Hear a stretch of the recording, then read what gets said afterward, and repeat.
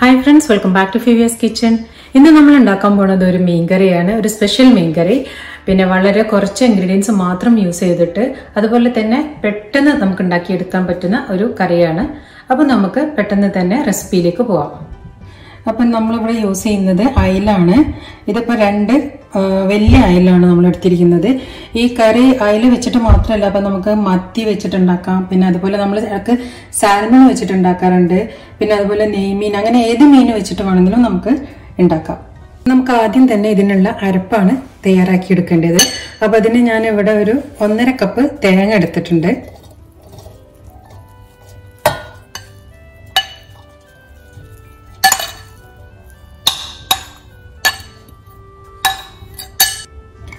അതിലേക്ക് നമുക്ക് ഒരു 1/4 ടീസ്പൂൺ മഞ്ഞൾപ്പൊടി ഇട്ട് കൊടുക്കാം. 1.5 ടേബിൾ സ്പൂൺ മുളക് പൊടി ആഡ് ചെയ്ത് കൊടുക്കുക. അപ്പോൾ എരിവ് കൂടുതൽ വേണമെന്നുണ്ടെങ്കിൽ അതിനനുസരിച്ചിട്ട് കൂടുതൽ ആഡ് ചെയ്യാം. 1 ടീസ്പൂൺ മല്ലിപ്പൊടിയും കൂടെ ആഡ് ചെയ്യാം. അതിലേക്ക് നമുക്ക് ഒരു ചെറിയ കഷ്ണം ഇഞ്ചി, അതുപോലെ തന്നെ ഒരു 3-4 ചെറിയ ഉള്ളി, പിന്നെ അതിലേക്ക് നമുക്ക് ആവശ്യത്തിനുള്ള ഉപ്പ് ആഡ് ചെയ്ത് കൊടുക്കാം. എന്നിട്ട് നമുക്കിത് അരച്ചെടുക്കാനുള്ള വെള്ളം കൂടെ ആഡ് ചെയ്യാം. വെള്ളം വല്ലാതെ ആഡ് ചെയ്യരുത്, പിന്നെ കറി ലൂസായിപ്പോവും. അപ്പോൾ അത് നോക്കിയിട്ട് കണക്കാക്കിയിട്ട് വേണം ഒഴിക്കാൻ.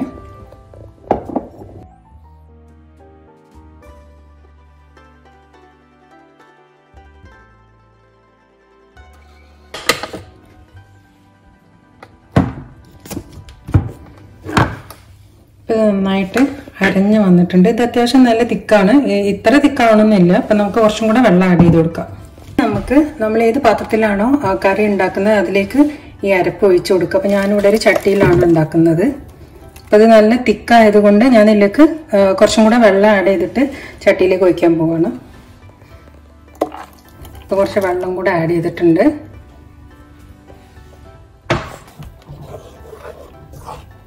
ഇനി ഈ അരപ്പിലേക്ക് നമുക്ക് കുറച്ചും കൂടെ ഇൻഗ്രീഡിയൻസ് ആഡ് ചെയ്യേണ്ടതുണ്ട്. അപ്പോൾ ആദ്യം തന്നെ നമുക്കിതിലേക്ക് കുറച്ച് തക്കാളി ആഡ് ചെയ്ത് കൊടുക്കാം. അപ്പം നമ്മളിപ്പോഴും തീ ഓൺ ആക്കിയിട്ടില്ല, എല്ലാം ആഡ് ചെയ്തിട്ട് ലാസ്റ്റ് മാത്രം പിന്നെ തീ ഓൺ ചെയ്താൽ മതി. അപ്പം ഞാനിവിടെ 2 വലിയ തക്കാളിയാണ് എടുത്തിട്ടുള്ളത്. അപ്പം നമുക്കിത് ചെറിയ കഷ്ണങ്ങളാക്കിയിട്ട് അതിലേക്ക് ആഡ് ചെയ്ത് കൊടുക്കാം.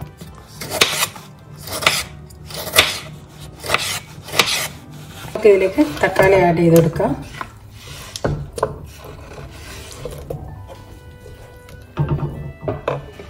ഇനി നമുക്ക് വേണ്ടത് കൊടംപുളിയാണ്. ഇത് ഞാനിപ്പോൾ കുറച്ച് നേരമായിട്ട് വെള്ളത്തിൽ കുതിർത്ത് വെച്ചതാണ്, 2 കൊടംപുളി. അതിപ്പം പുളി കുറവ് വേണമെന്നുണ്ടെങ്കിൽ 1 ഇട്ടാലും മതി. പിന്നെ അതുപോലെ തന്നെ കൊടംപുളി ഇഷ്ടമില്ലാത്ത ആളുകളുണ്ടെങ്കിൽ വാളംപുളി ആഡ് ചെയ്ത് കൊടുക്കുക. ഇനി 2 പുളിയും വേണ്ടെന്നാണെങ്കിലും കുഴപ്പമില്ല, നമുക്ക് 1-2 തക്കാളി എക്സ്ട്രാ ആഡ് ചെയ്ത് കൊടുത്തിട്ട് പുളി ഉണ്ടാക്കാം. നമുക്കിതിലേക്ക് ആഡ് ചെയ്യേണ്ടത് ഒരു ടീസ്പൂൺ ഉലുവാണ്. അപ്പം ഞാനിതിൽ എല്ലാം മിക്സ് ചെയ്ത് അപ്പം ടേസ്റ്റ് നോക്കിയപ്പോൾ ഉപ്പ് കുറച്ച് കുറവുണ്ട്. കാരണം നമ്മൾ നേരത്തെ അടിക്കുമ്പോൾ ഇട്ടതാണല്ലോ അരിപ്പ്. അപ്പോൾ ഉപ്പ് കുറവായതുകൊണ്ട് ഞാൻ കുറച്ചും കൂടെ ഉപ്പ് ആഡ് ചെയ്ത് കൊടുക്കുന്നുണ്ട്. ഇനി നമുക്ക് മീൻകറിയൊക്കെ റെഡി ആയിട്ട് ലാസ്റ്റ് വേണമെങ്കിൽ ഒന്നും കൂടെ ആഡ് ചെയ്ത് കൊടുക്കുക. ഇത് നന്നായിട്ട് നമുക്ക് എല്ലാം കൂടെ ഒന്ന് മിക്സ് ചെയ്ത് കൊടുത്തിട്ട് നമുക്ക് തീ ഓൺ ചെയ്യാം. ഇനി ഇതിന് നമുക്ക് ഒന്ന് എന്താ പറയുക, നമുക്കൊന്ന് പതപ്പിച്ചെടുക്കണം. അപ്പോൾ നമുക്ക് നന്നായിട്ടൊന്ന് കവർ ചെയ്ത് വെച്ചിട്ട് ഇതിനെ പതപ്പിച്ചെടുക്കാം. ഞാനിതിനെ മൂടി വെച്ചിട്ടുണ്ട്. അപ്പോൾ അത് നന്നായിട്ട് പതച്ച് വന്നിട്ട് വേണം നമുക്കിതിലേക്ക് മീൻ ആഡ് ചെയ്യാൻ.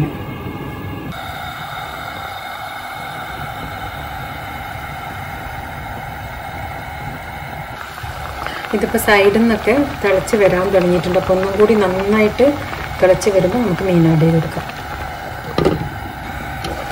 ഇപ്പം നന്നായിട്ട് തിളച്ച് വന്നിട്ടുണ്ട്. അപ്പം നമുക്കിതിലേക്ക് മീൻ ആഡ് ചെയ്ത് കൊടുക്കാം.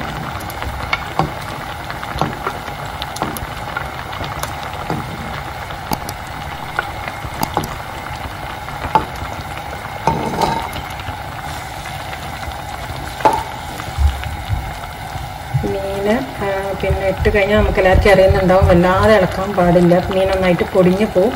അപ്പോൾ അതുകൊണ്ട് ജസ്റ്റ് എല്ലാ ഭാഗത്തും മീനൊന്നും ആക്കി കഴിഞ്ഞിട്ട് നമുക്കിതിനെ ഒന്നും കൂടെ മൂടി വെച്ചിട്ട് ഒരു മീഡിയം ഫ്ലെയിമിലിട്ടിട്ട് ഒരു 5 മിനിറ്റ് ഒന്ന് കുക്ക് ചെയ്തെടുക്കാം.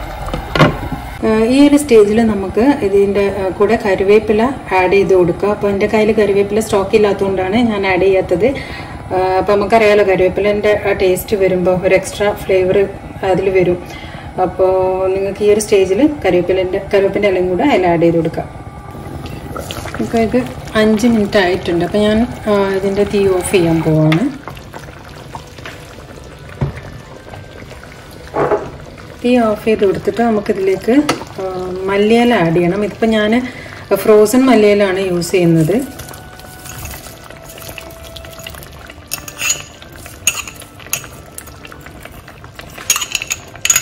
ഇത് പിന്നെ മല്ലിയില നമ്മളിവിടെ ഒരുമിച്ച് വാങ്ങിയിട്ട് മുറിച്ചിട്ട് ഫ്രീസറിൽ വെക്കുന്നതാണ്, അല്ലെങ്കിൽ പെട്ടെന്ന് കേടായി പോകുമല്ലോ.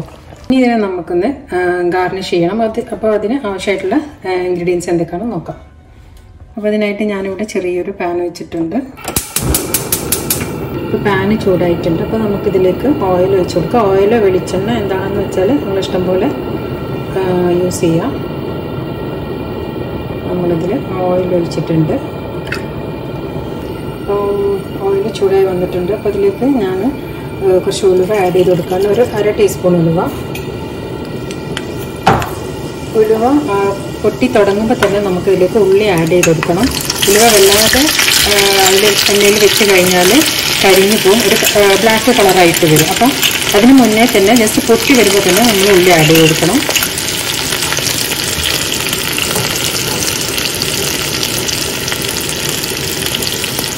ഇനി ഇതൊന്ന് ഒരു ഗോൾഡൻ ബ്രൗൺ ആയിട്ട് വരുന്നവരെ നമുക്കിതിനൊന്ന് ഫ്രൈ ചെയ്തെടുക്കാം. ഇത് ഗോൾഡൻ ബ്രൗൺ ആയി വന്നിട്ടുണ്ട്. അപ്പോൾ തീ ഓഫ് ചെയ്യാം. എന്നിട്ട് നമുക്ക് ഈ എണ്ണയും ഉള്ളിയിലും കൂടെ നമുക്ക് കറിയിലേക്ക് ഒഴിച്ചു കൊടുക്കാം.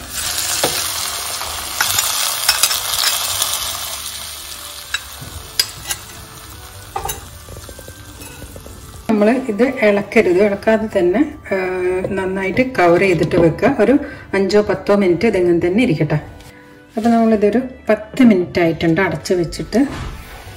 ഇനി നമുക്കിതിന് പതുക്കെ ഒന്ന് ഇളക്കി കൊടുക്കാം.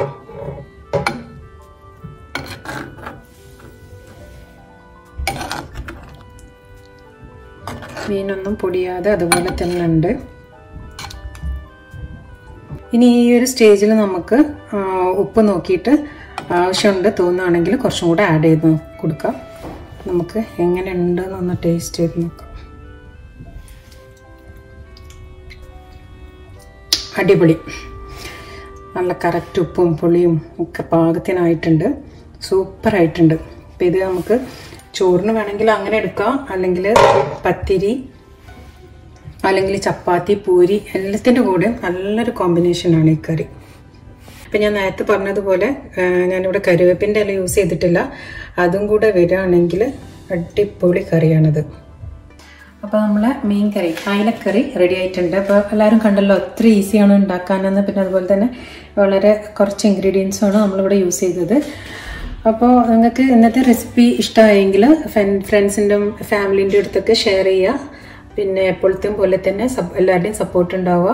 അപ്പോൾ നമുക്ക് മറ്റൊരു വീഡിയോയുമായിട്ട് ഉടനെ തന്നെ കാണാം. ബൈ.